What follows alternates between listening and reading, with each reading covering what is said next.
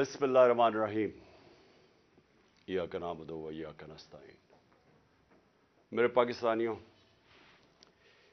میں کئی چیزیں آپ سے بار بار کہہ چکا ہوں اپنے 26 سال کی جب سے میں یہ پالیٹکس میں آیا ہوں، تو میں کئی چیزیں بار بار دہرا چکا ہوں اور مجھے لگتا ہے کہ اس کا اثر ہونا شروع ہو گیا کہ لوگوں کو کئی چیزوں کی اب سمجھ آنی شروع ہو گئی ہے، لیکن آج میں پھر وہ چیز دہراؤں گا۔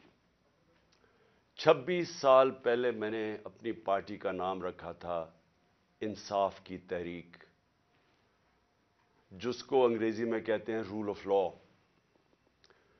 جس کو عام آدمی سمجھتا ہے انصاف، جس کا مطلب کیا ہوتا ہے کہ کمزور اور طاقتور قانون کے سامنے ایک برابر، جس کا مطلب یہ ہوتا ہے کہ جانوروں کے معاشرے میں اور انسانوں کے معاشرے میں جو فرق ہے کہ جانوروں کے معاشرے میں انصاف نہیں ہے، انسانوں کے معاشرے میں وہ انسانی معاشرہ ہوتا ہی تب ہے جدھر انصاف ہوتا ہے۔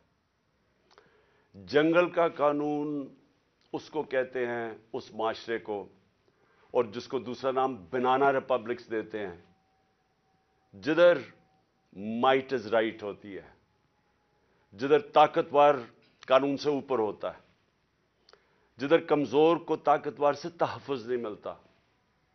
اور اگر آپ دنیا کی تاریخ پڑھیں تو آپ کو ہر جگہ نظر آئے گا کہ جن ممالک کے اندر قانون کی بالادستی بہتر تھی وہ خوشحال تھے۔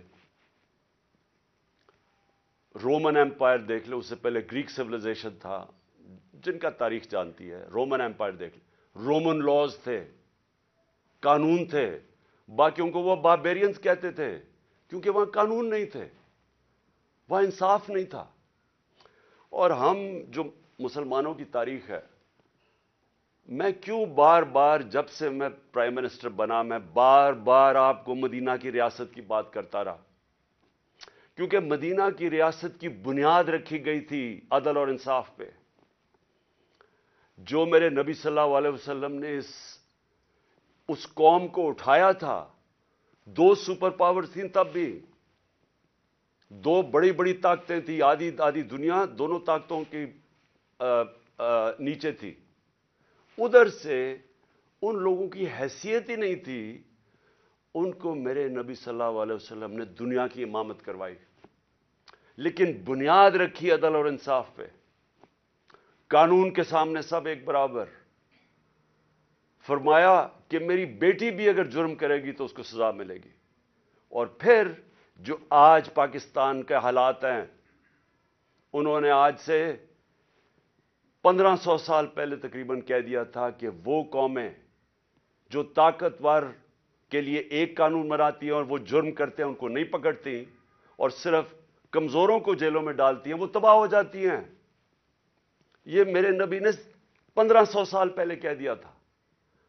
اور آج میں یہ جو میڈیا آپ کے سامنے آیا ہوں آپ کو یہ بتانے کے لیے کہ جس طرح ہم نماز میں کہتے ہیں نا کہ اللہ ان کے راستے پہ لگا جن کو نعمتیں بخشیں، ان کو نہیں جو تباہی کے راستے پہ نکل گئے۔ یہ ہم 5 وقت کی نماز میں مانگتے ہیں۔ آج ہم ادھر کھڑے ہیں۔ ایک طرف ہے اللہ کی نعمتوں کا راستہ، مشکل راستہ ہے لیکن انسان کی عظمت کا راستہ ہے۔ دوسری طرف تباہی کا راستہ ہے، جس طرف ہم یہ جو موجودہ سیٹ اپ ہے یہ لے کے جا رہا ہے۔ میرے پاکستانیوں یاد رکھیں، میں وہ خوش قسمت انسان ہوں، 70 سال جس کی عمر ہے، اللہ مجھے سب کچھ دے بیٹھا ہے۔ کوئی اتنا خوش قسمت نہیں، میں اس کا بار بار شکر ادا بھی کروں تو وہ کافی نہیں ہے۔ کسی انسان کو اس ملک میں اللہ نے اس طرح کی عزت نہیں دی۔ حکومت سے انہوں نے سازش کے تحت مجھے باہر نکالا تو آپ لوگوں نے لاکھوں کی تعداد میں سڑکوں پہ نکلے۔ کس پرائم منسٹر کو آج تک اس طرح کی عزت ملی ہے؟ اور حکومت کے باہر پبلک کے اندر میں نکلا تو جس طرح کی عزت آپ نے مجھے دی کس کو ملی آج تک؟ کون سے پرائم منسٹر کو ملی؟ تو اس کے لیے وزارت عظمیٰ کیا چیز ہے؟ اس سے بڑی چیز کیا ہے کہ قوم اس کی عزت کرتی ہے۔ تو میں آج آپ کے لیے یہ کہنا چاہتا ہوں کہ دیکھیں، یہ آپ ایک بڑے خطرناک موڑ پہ کھڑے ہیں۔ اگر میری قوم میری آواز آج سن کے آپ جو اللہ نے ہمارے اوپر حکم دیا ہوا ہے جہاد کا، جہاد ہے کیا؟ پہلے میں یہ بھی کلیئر کر دوں، ظلم کے سامنے اور ناانصافی کے سامنے کھڑا ہونا جہاد ہے۔ اللہ نے ہمارے پہ فرض کیا ہوا ہے۔ کیوں کیا ہوا ہے؟ ہماری بہتری کے لیے۔ جو قومیں رائے حق پہ کھڑی ہوتی ہیں اور انصاف کے لیے کھڑی ہوتی ہیں وہ آزاد ہو جاتی ہیں، اور انصاف کے بعد ہی خوشحالی آتی ہے۔ پہلے مدینہ کی ریاست میں عدل اور انصاف آیا، پھر خوشحالی آئی۔ نیلسن منڈیلا جو موجودہ بڑا ایک لیڈر میں مانتا ہوں، اس نے بڑی پتے کی بات کی۔ اس نے کہا اگر تم نے غربت کم کرنی ہے تو پہلے انصاف لے کے آؤ۔ چائنا نے دنیا کی تاریخ میں کبھی کسی قوم نے غربت کم نہیں کی جو چائنا نے کی ہے۔ 70 کروڑ لوگوں کو پچھلے 30-35 سال میں غربت سے نکال لیا انہوں نے، اور اسی قوم نے 450 وزیروں کو کرپشن کے اندر جیل میں ڈالا، یعنی طاقتور وزیروں کو انہوں نے قانون کے نیچے لے کے آئے۔ تو جو خوشحالی ہوتی ہے وہ انصاف کے ساتھ ہوتی ہے۔ حضرت علی کا قول ہے کہ کفر کا نظام چل جائے گا لیکن ظلم اور ناانصافی کا نظام نہیں چل سکتا۔ جدھر ہم جا رہے ہیں یہ نظام نہیں چل سکتا اور نہیں چل رہا۔ آج پوچھیں لوگوں کے حالات۔ آج کون سی قیامت آئی تھی کہ اپریل میں ہماری حکومت گئی ہے؟ 65 روپے کلو آٹا تھا، آج 135 روپے پہ پہنچ گیا یا اس سے بھی اوپر۔ کون سی قیامت آئی تھی کہ بجلی دگنی ہو گئی ہے؟ پٹرول ڈیزل دنیا عالمی مارکیٹ میں تو ان کی تیل کی قیمت کم ہے۔ کون سی قیامت آئی کہ یہ قیمتیں ان کی آج ادھر پہنچ گئی ہیں؟ کسانوں سے پوچھیں کون سی قیامت آئی ہے کہ یوریا دگنا ان کو دے رہا؟ 60 ارب روپیہ کسانوں نے صرف گندم کی فصل کے لیے یوریا پہ ایکسٹرا خرچ کیا ہے ہمارے دور سے۔ تو کیا ہوا پاکستان؟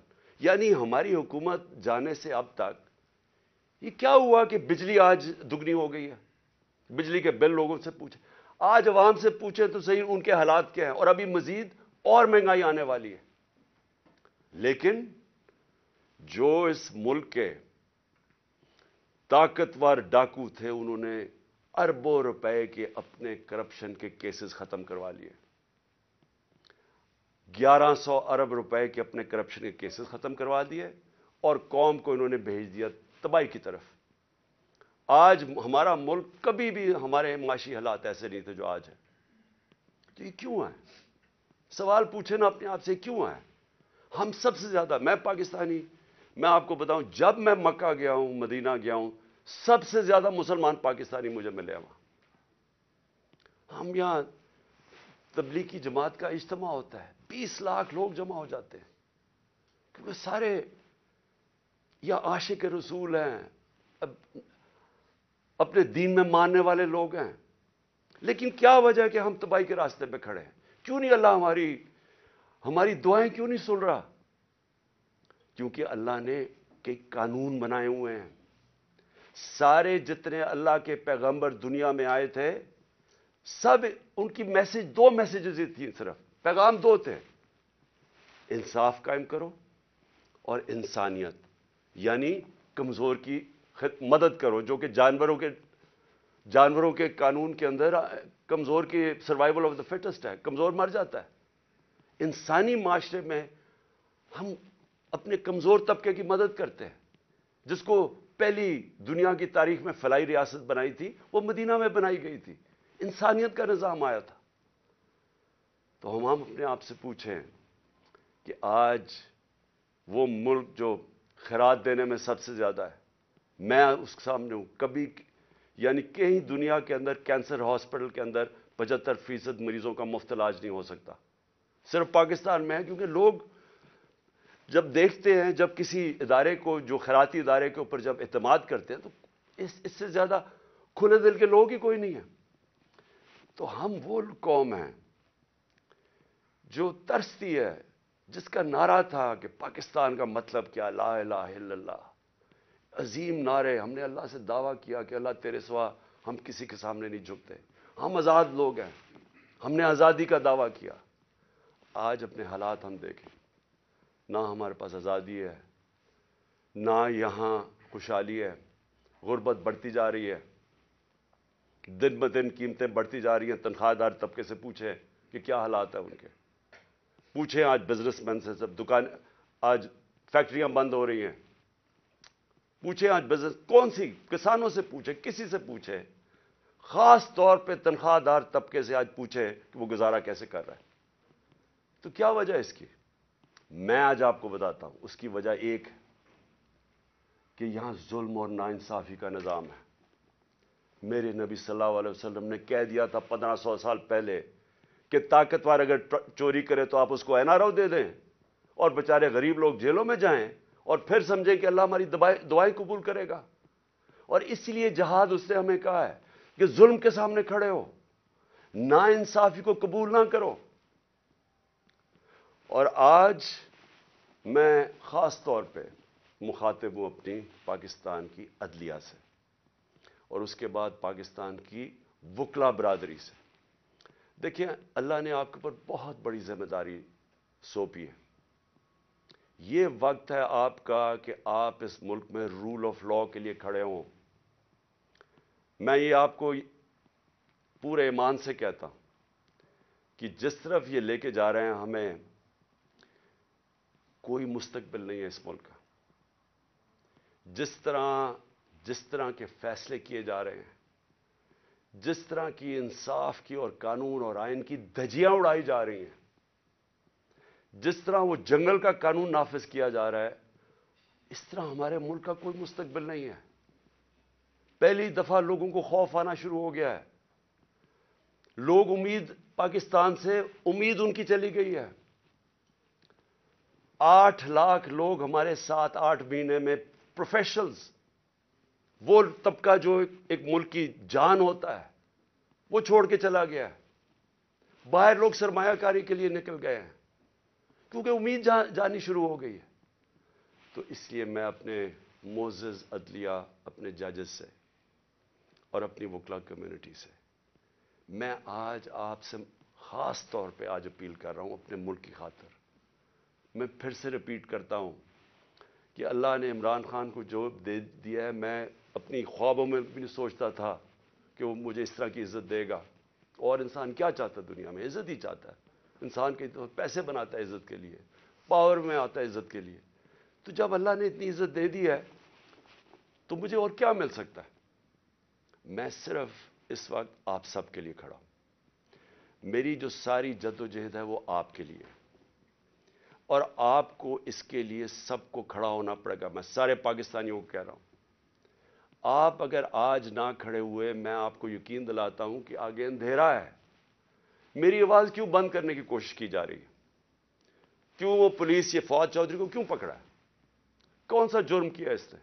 کوئی مجھے جمہوریت میں بتائے کہ یہ جرم ہوتا ہے کہ جو اس نے اس کو منشی کہہ دیا، اس کو چیف الیکشن کمیشن. کبھی اس کے اوپر بھی کسی جمہوریت میں پکڑا جاتا ہے؟ اعظم سواتی کا کیا قصور تھا؟ کیا اس نے کہہ دیا کہ جناب ایکس آرمی چیف نے NRO 2 دے دیا؟ تو یہ سینیٹر ہے، اس کی رائے ہے. یہ باقی اس ملک کی اکثریت سمجھتی ہے کہ ٹھیک ہے.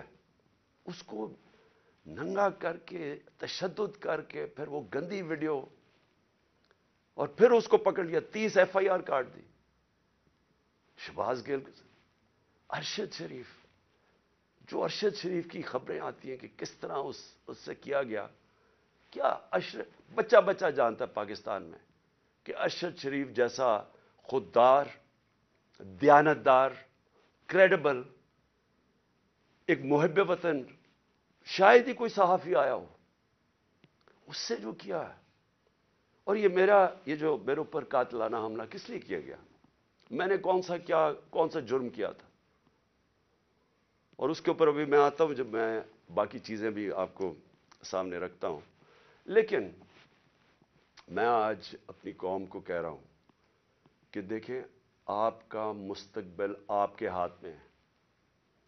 آپ ہیں اللہ کے بعد اس ملک کے وارث. آپ کو اپنی تقدیر اپنے ہاتھ میں لینی پڑے گی. یہ میرا وعدہ ہے کہ جب تک میں زندہ ہوں میں اس ملک کے لیے سٹرگل کروں گا. میں کیوں سٹرگل کروں گا؟ کیونکہ میں کبھی نہیں بھولتا کہ بچپن سے مجھے بتایا گیا ہمارے بڑوں نے کہ تم خوش قسمت ہو، تم آزاد ملک میں پیدا ہوئے ہو. وہ ہمارے بڑے سارے غلام ہندوستان میں پیدا ہوئے تھے. بچپن سے یہ ہمارے میں ڈالا گیا کہ یہ کتنا خوش قسمت سارے ہم ہیں، میری جنریشن، کہ ہم تو ایک آزاد ملک میں پیدا ہوئے. میں کبھی بھی جب دنیا میں باہر گیا، کرکٹ کھیلی، بڑا ٹائم گزارا ہے، پروفیشنل کرکٹ کھیلتا تھا، کبھی میرے ذہن میں یہ نہیں آیا کہ میں پاکستان کے علاوہ کسی اور ملک میں رہ سکتا ہوں. اور میں ابھی بھی جتنی میری باقی زندگی ہے اس ملک کے لیے. میں آپ کو یقین دلاتا ہوں کہ نہ مجھے کوئی جیل سے ڈر ہے.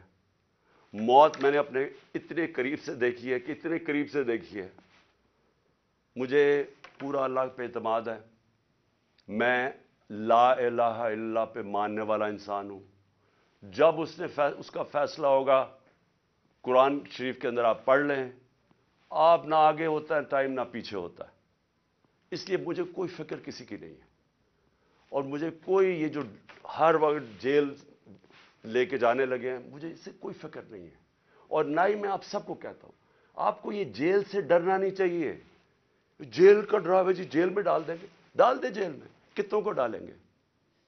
اس لیے میری قوم، آپ کو اگر اپنے آپ کو بچانا ہے، آپ کو اللہ کے حکم پہ چلنا پڑے گا، انصاف کے ساتھ کھڑا ہونا پڑے گا.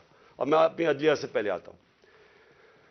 سب سے پہلے الیکشن کمیشن نے محسن نقوی کو پنجاب کا چیف منسٹر بنایا. میں پہلے الیکشن کمیشن سے سوال پوچھتا ہوں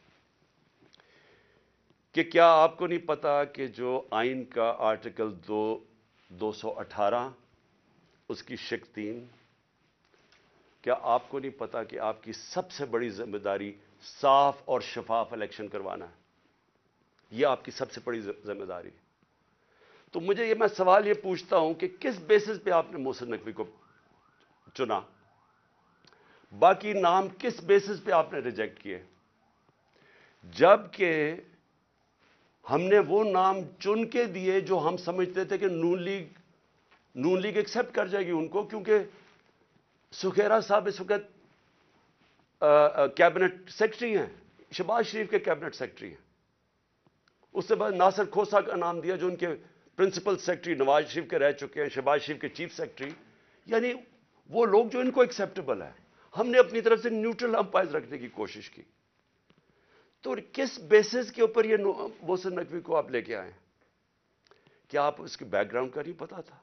یا شاید لگایا اس لیے تھا کیونکہ آپ کو پتا تھا یہ کون ہے؟ کیا یہ نہیں پتا کہ یہ آدمی رجیم چینج جو ہماری گورنمنٹ گرائی گئی ہے اس میں اس نے سب سے بڑا رول اس کا تھا. ایک تو اوپر کا رول تھا نا ایکس آرمی چیف کا، لیکن اس کا اس کے بعد یہ ان چند لوگوں میں سے تھا جو سب سے زیادہ یہ بھاگ دوڑ کی اس نے ہماری حکومت گرانے کے لیے. کیا یہ آصف زرداری کے ساتھ سندھ ہاؤس جدھر پیسے چلے تھے یہ وہاں نہیں تھا؟ کیا آصف زرداری اس کو اپنا بیٹا نہیں کہتا؟ کیا اس کا جو چینل ہے لوگوں کو نہیں پتا اس کی چینل کا کس کے بار بار جو پروپیگنڈا ہمارے اگینسٹ کب سے کر رہا ہے؟ اور پھر سب سے بڑی بات کہ جو آج نیب کے چیئرمین ہیں آفتاب سلطان، نیب کے چیئرمین آفتاب سلطان نے اسی محسن نقوی کے اوپر انویسٹیگیشن کی تھی. یہ انویسٹیگیٹنگ آفیسر تھے اور ان کی ریکمنڈیشن پہ انہوں نے 35 لاکھ روپیہ نیب کو واپس کیا تھا.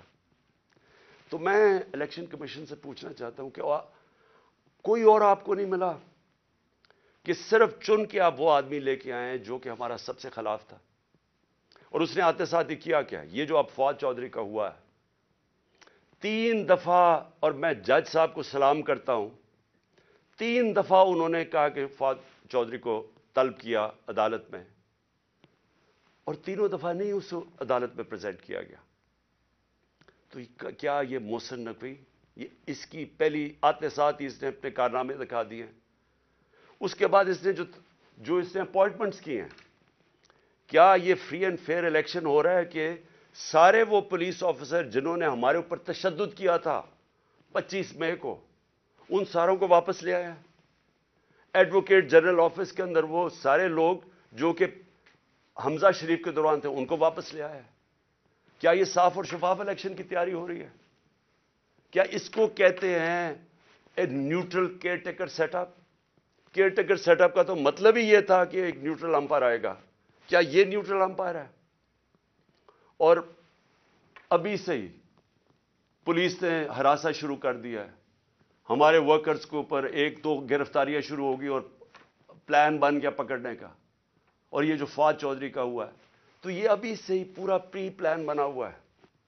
یہ صاف اور شفاف الیکشن کروانے کے لیے محسن نقوی نہیں آیا, یہ وہ کرنے آیا جو میں نے پہلے بھی کہا تھا, جو آصف زرداری نے الیکشن کروایا ابھی کراچی کے اندر, کہ ووٹ بینک ہے نہیں پیپلز پارٹی کا, اور پیپلز پارٹی جیت جاتی ہے کراچی سے. تو یہ الیکشن نہیں ہو رہا, یہ ایک پلان, ایک کانسپریسی کے تحت اس کو رکھا گیا. تو میں اپنی عدلیہ, اور ہم انشاءاللہ یہ کیس لے کے جا رہے ہیں اپنی عدلیہ کے پاس, تو میں اور پاکستانی آپ سے انصاف کی توقع رکھ رہے ہیں. ہم یہ بھی چاہتے ہیں کہ یہ جو اب فواد چودھری سے ہو رہا ہے اور یہ جو آگے ہونے جا رہا ہے, میں ابھی آپ کو پیشن گوئی کرتا ہوں, کیونکہ ان کو سب سے بڑا جس آواز بند کرنی ہے وہ عمران خان کی ہے, تو وہ پورا پلان بنا ہوا ہے ان کا. میں ابھی پیشن گوئی کر رہا ہوں. ہم اپنی عدلیہ سے ایکسپیکٹ کرتے ہیں کہ ہمارے فنڈامنٹل رائٹس کو پروٹیکٹ کریں. یہ تاریخ وہ ہونے لگی ہے, اگر ہماری عدلیہ نہ کھڑی ہوئی تو یاد رکھیں آج تک جسٹس منیر کو کسی تاریخ نہیں بھول سکی. وہ بڑے قابل آدمی تھے, لیکن ایک جگہ جدھر انہوں نے آئین اور قانون کے ساتھ کھڑا ہونا تھا وہ طاقتور کے ساتھ کھڑے ہو گئے. اس ملک نے بھاری قیمت ادا کی ہے اس کی, اور اس کے بعد قیمت ادا کرتے گئے. اس وقت قوم آپ سے ایکسپیکٹ کر رہی ہے, موزز ججز, قوم آپ سے ایکسپیکٹ کر رہی ہے کہ ہمارے حقوق کی حفاظت کریں, ہماری جمہوریت کو بچائیں.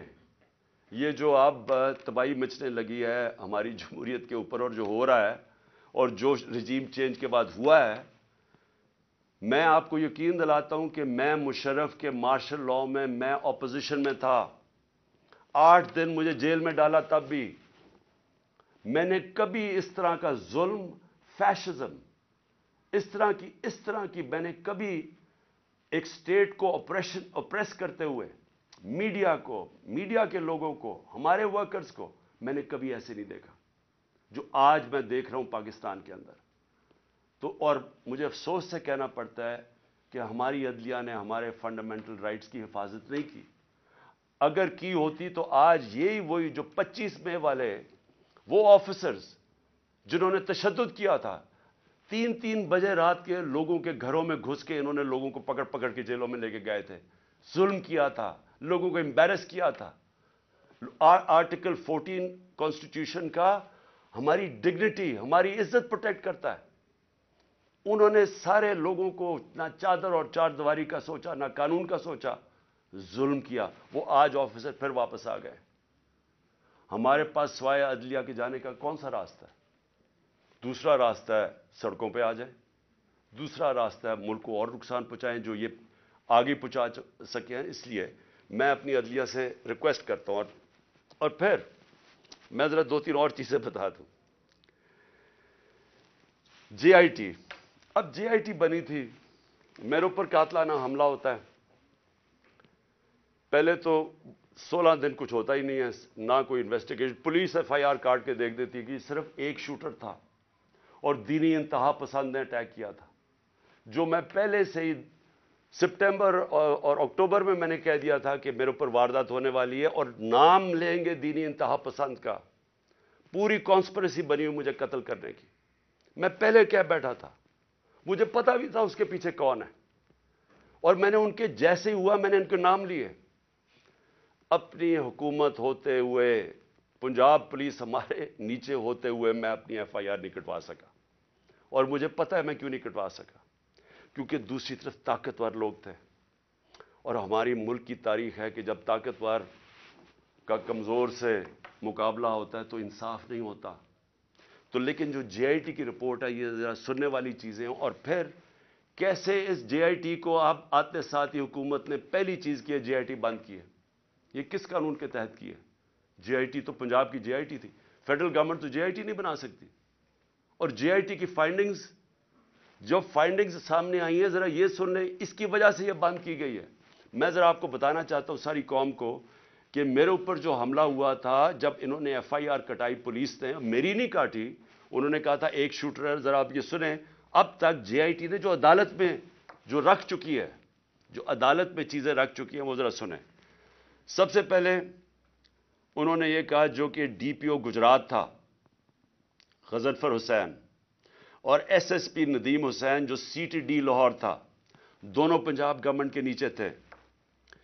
ان دونوں نے آڈیو یعنی ٹیپس کی، اس کی وہ جو شوٹر تھا اس لڑکے کی انہوں نے ٹیپس بنائی.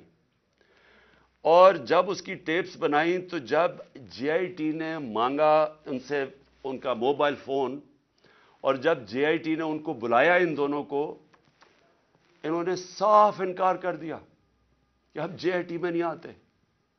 کون تھا ان کے پیچھے جو اتنا طاقتور تھا اور جس کو خوف تھا کہ کہیں جے آئی ٹی میں سچ نہ نکلا ہے؟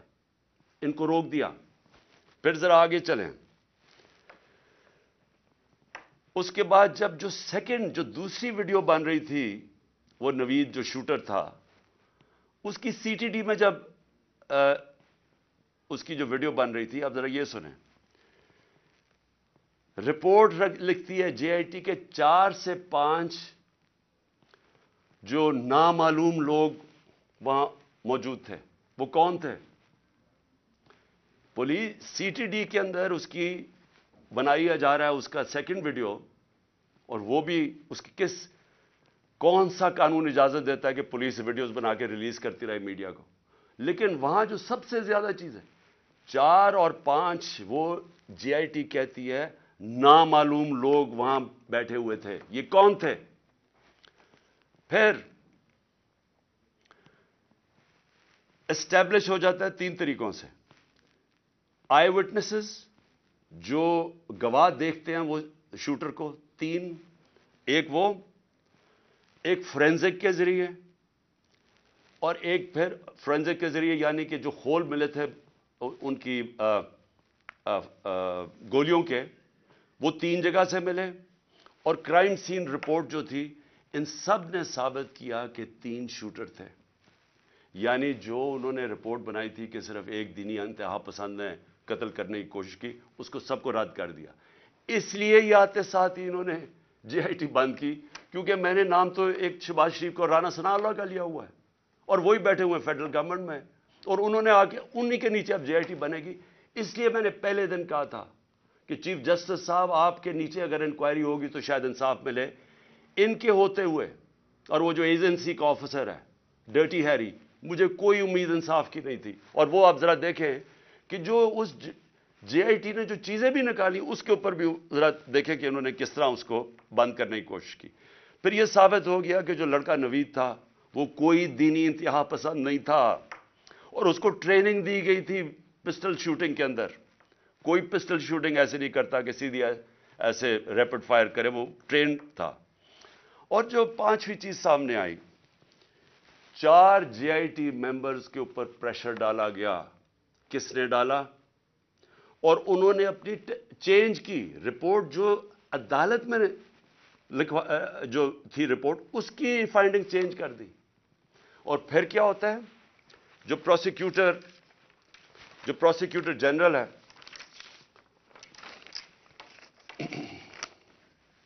جو انڈیپینڈنٹ انکوائری کرتا ہے ان 4 لوگوں کے اوپر جو اپنے چینج کرتے ہیں رپورٹ، یہ جو 4 جے آئی ٹی ممبرز اپنی رپورٹ چینج کرتے ہیں، انڈیپینڈنٹ انکوائری کنڈکٹ کی جاتی ہے پروسیکیوٹر جنرل آف پاکستان. وہ ان کے اوپر انڈیپینڈنٹ انکوائری کنڈکٹ کرتا ہے، اور وہ کنفرم کرتا ہے، prosecutor general of Pakistan confirm کرتا ہے کہ انہوں نے اپنی غلط ٹیسٹ اپنی بدلی.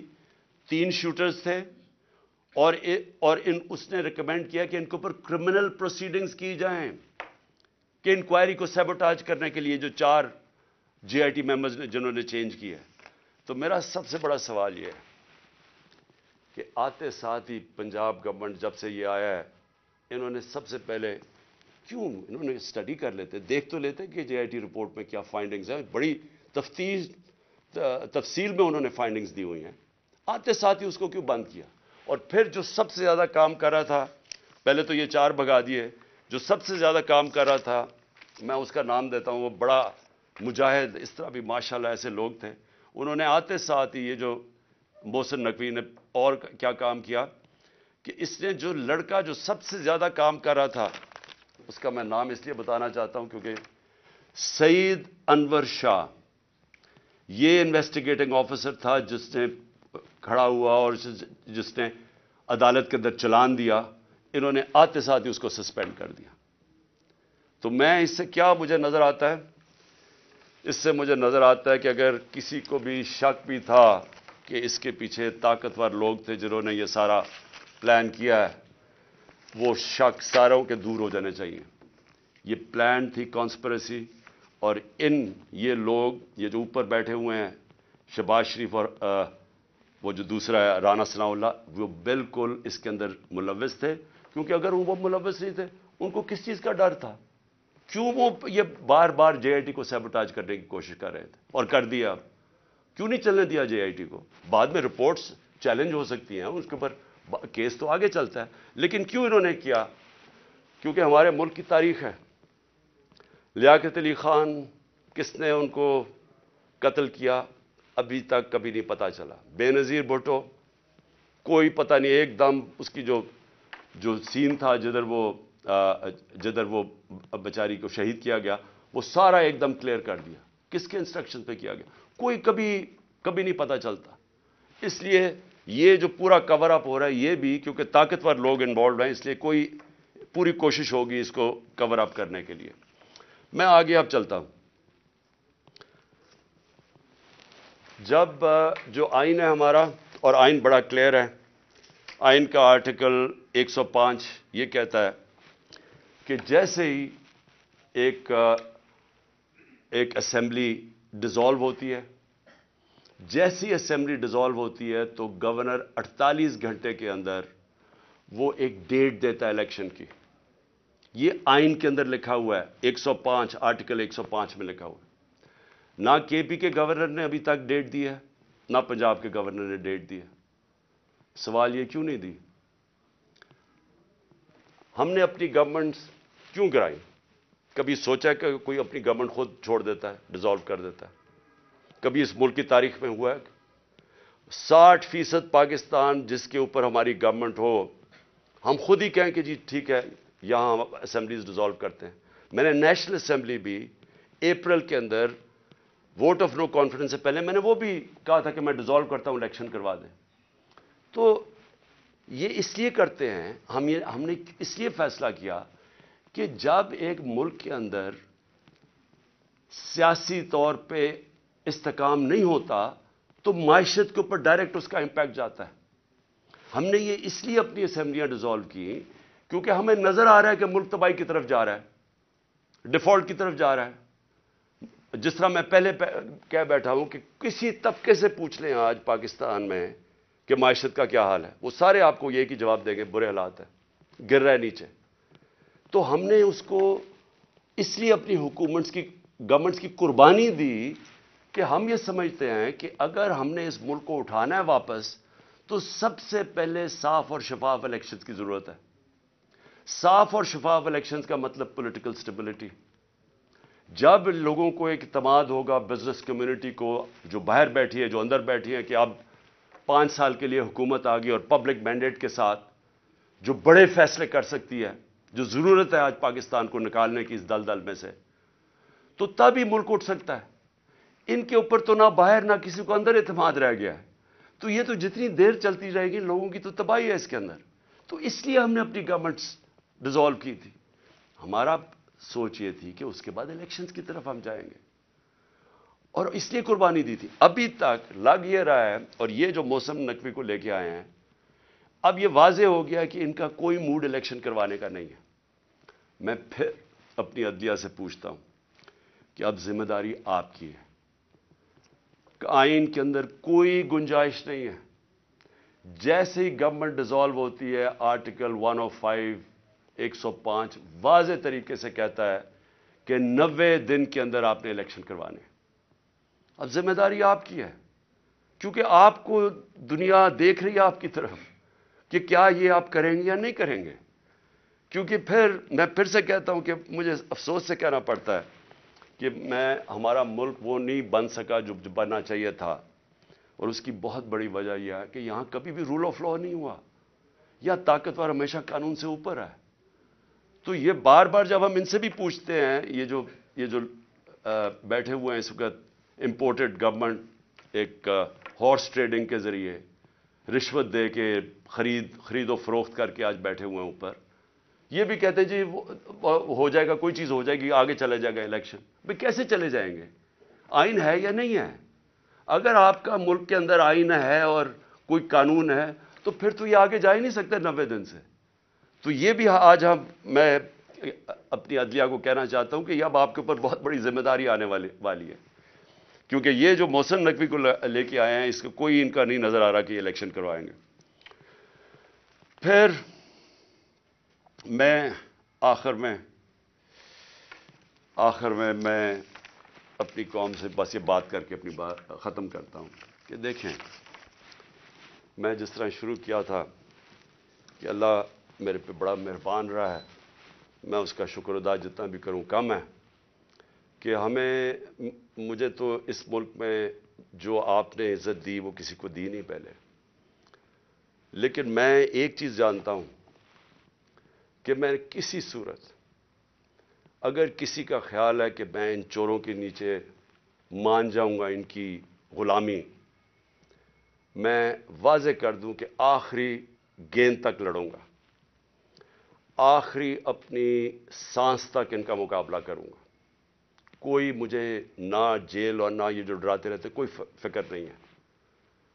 اللہ نے ایمان دیا ہے، ایمان کی قوت دی ہے، اور سب سے بڑی قرآن کی آیت ہے کہ جو لوگ ایمان لے آئے اللہ ان کے خوف دور کر دیتا ہے، ان کو آزاد کر دیتا ہے. میں ایک آزاد انسان ہوں، میں کبھی غلامی کسی کی نہیں مانتا. میں لا الہ الا اللہ میرے دل میں ہے. میں نے اللہ کے سامنے دعویٰ کیا ہوا کہ اللہ تیرے سوا کوئی خدا نہیں ہے. کوئی خوف کے بت کی میں پوجا کرتا نہیں، اور نہ آپ کو کرنی چاہیے. کیونکہ میں ایک مثال دیتا ہوں ہمیشہ لوگوں کو، کیونکہ اسلام کی تاریخ آپ پڑھیں تو جو سب سے دردناک اور تکلیف دہ واقعہ وہ ایک ہی ہے.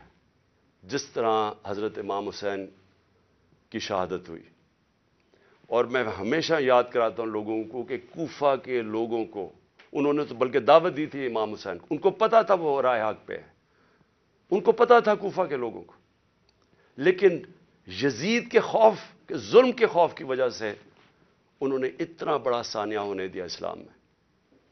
آپ بھی یہ خوف کا بت توڑ دیں، میری طرح آزاد ہو جائیں اور کسی صورت ان کو نہ قبول کریں. مجھے جو صرف ایک افسوس ہے کہ میں جب سیاست شروع کی تھی 26 سال پہلے تو میں یہ سمجھتا تھا کہ 2 طرح کے طبقے پاکستان میں ہیں. ایک وہ طبقہ ہے چھوٹا سا جو اس ملک کا پیسہ چوری کر کے باہر لے جاتا ہے، ان کے پاس اربوں ڈالر باہر پڑے ہیں، بڑے بڑے پراپرٹیز، مے فیئر سب سے مہنگے علاقے میں لنڈن میں پراپرٹی ہے، بیٹا ون ہائیڈ پارک وہ سب سے مہنگا علاقہ ہے، آف شور اکاؤنٹس میں ان کے پیسے پڑے ہوئے ہیں. تو میں ان کو تو پاکستان نیچے جاتا ہے ان کو کیا ہوگا، جب مشکل پڑتی ہے جہاز پکڑ کے باہر چلے جاتے ہیں. تو ایک ایسا طبقہ چھوٹا سا بیٹھا ہوا ہے، ہر وقت پیسہ اس ملک سے چوری کر کے باہر لے جاتا ہے. ٹیکس بزنس مین ہے، ٹیکس چوری کیا وہ باہر. ریل اسٹیٹ کے اندر بیٹھے ہوئے لوگ جیسی پیسہ بنتا ہے حوالے ہنڈی سے پیسہ باہر. تو ان کو کوئی تکلیف نہیں ہے کہ پاکستان نیچے جاتا ہے یا نہیں، ان کو تکلیف نہیں ہے کہ ہم غلامی کریں، کبھی کسی کی غلامی جو آج تک کرتے آئے ہیں ان کو فکر نہیں ہے، کیونکہ ان کا سٹیک پاکستان میں نہیں ہے. اور اس لیے میں ان کے خلاف نکلا تھا آج سے 26 سال پہلے، اور اس لیے جب تک میرے میں سانس ہے میں ان کا مقابلہ کروں گا. لیکن ایک دوسرا طبقہ جن کا جینا مرنا پاکستان میں وہ اکثریت اس ملک کی عوام ہے. اور اس ملک کے وہ ادارے ہیں، وہ ادارہ جس کو پتا ہے کہ اگر یہ ملک کی معیشت نیچے جاتی ہے تو سب سے پہلے نقصان اس ادارے کا ہے. آج سری لنکا کے اندر آئی ایم ایف نے حکم دیا سری لنکا کو کہ اپنی جو سری لنکا کی فوج ہے اس کا آدھا کرو. مصر کے اندر آئی ایم ایف نے حکم دیا ہے کہ اپنی فوج کی فضول خرچیاں کم کرو. تو کیا وہ جب ہم جو یہ امپورٹڈ حکومت ہمیں اپنے گھٹنوں پہ لے آئی ہے، اپریل میں پاکستان کدھر کھڑا تھا، صرف اکنامک سروے آف پاکستان آپ دیکھ لیں، اور آج کدھر ہے. تو کیا وہ جو اب ہمارے سے قیمت ادا کریں گے، کیا ہماری طرح کے جو سمجھتے ہیں کہ ہم ایک آزاد ملک میں رہنا چاہتے ہیں، کیا ہماری آزادی خطرے میں ہوگی یا نہیں؟ تو میں یہ ہمیشہ سمجھتا تھا کہ یہ ادارے کبھی بھی ان لوگوں کے ساتھ نہیں ہوں گے جو یہ ملک کا پیسہ چوری کر کے باہر لے کے جاتے ہیں. اور مجھے بڑا افسوس سے کہنا پڑتا ہے کہ ہماری حکومت ہٹا کے ان لوگوں کو بیک کیا گیا جو اس ملک کو 30 سال سے لوٹ رہے تھے. چھوڑیں کہ میں کیا کہتا ہوں، صرف انٹرنیشنل میڈیا ان کے متعلق کیا کہتا ہے.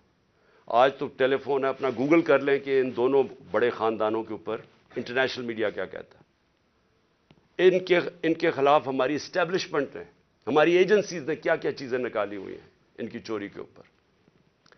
تو مجھے حیرت یہ ہوئی کہ رجیم چینج کے بعد ان کے ساتھ کیسے کھڑے ہو گئے وہ ادارہ جس کا سب سے زیادہ سٹیک ہے کہ پاکستان ایک طاقتور ملک بنے. کہ اگر ایک ملک کی معیشت نیچے جاتی ہے تو ہمیں سوویت یونین کی مثال ہے کہ وہ ملک ٹوٹ گیا، تکڑی ترین فوج تھی لیکن ملک ٹوٹ گیا کیونکہ معیشت نیچے چلی گئی. تو ان کے نیچے جو انہوں نے 30 سال سے یہ ملک سے کر رہے ہیں، مجھے ابھی تک نہیں سمجھ آ رہی کہ کیسے وہ ادارے ان کے ساتھ کھڑے ہو گئے. میں آخر میں اپنی ساری قوم کو کہنا چاہتا ہوں کہ اپنی تقدیر اپنے ہاتھ میں لیں. آپ کا مستقبل، آپ کے بچوں کا مستقبل آپ کے ہاتھ میں ہے. آپ یہ اگر ظلم نہ، آپ کے پاس اب 2 راستے آ گئے، ایک تباہی کا راستہ ہے، ایک مشکل راستہ ہے، جدوجہد کا راستہ ہے، لیکن پاکستان کی عظمت کا راستہ ہے. اور مجھے امید ہے کہ آپ سب صحیح فیصلہ کریں گے. پاکستان زندہ باد.